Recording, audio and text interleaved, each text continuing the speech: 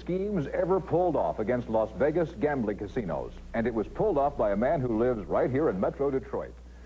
In my series, Michigan Gamblers Living for Luck, we hear the story tonight of a man who has beaten the casinos at their own game and beaten them badly.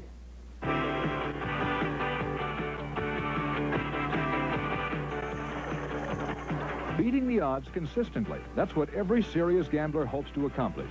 For most, it's an impossible goal. But this Detroit area man did just that. Using high technology, he found a way to legally beat casinos at their own game. On weekends, I'd like to go to Las Vegas. I've been there over 120 times.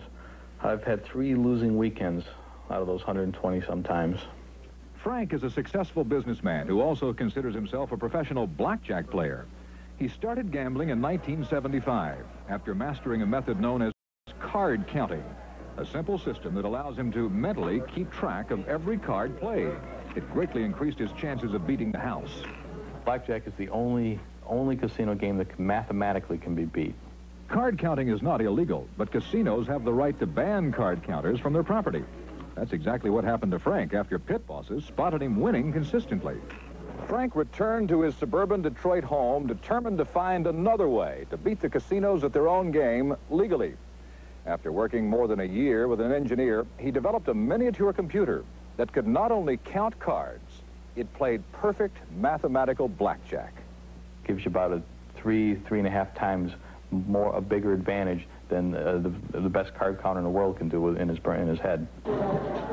Armed with his new invention, Frank planned a sting of the major Las Vegas casinos. That sting was documented over the last 3 years by the BBC. This is the first time Frank has told his story publicly here in the United States. Here's how it worked. This miniature computer was taped to the body of an accomplice, while Frank wore a receiver under his clothes. Once inside the casino, the accomplice would stand behind Frank, watching every card that was dealt, entering the information into a keyboard inside his pocket. In a matter of seconds, the computer would send electrical impulses to Frank's body, telling him in Morse code how to bet. The pit bosses would get very suspicious and watch me, but then I could turn around and talk to one of them and not see half the cards on the table that round, turn back and make my bet. It's because somebody else was looking at all the cards for me. After testing the device, Frank pulled off the sting with the help of several friends. Posing as a wedding party, they managed to surround a blackjack table and successfully distracted the casino pit bosses. In 20 minutes, I was up about $6,000, $7,000. By the end of the night, Frank had won $18,200. Over the course of the next 3 years, he won much more until the BBC aired this footage in London. Casinos immediately outlawed the use of computerized devices on their property. Since it is now illegal, Frank no longer uses the device. He's gone back to simple card counting. A bit wealthier, with the satisfaction of knowing that he has managed to beat the odds. The money is just a method of keeping score.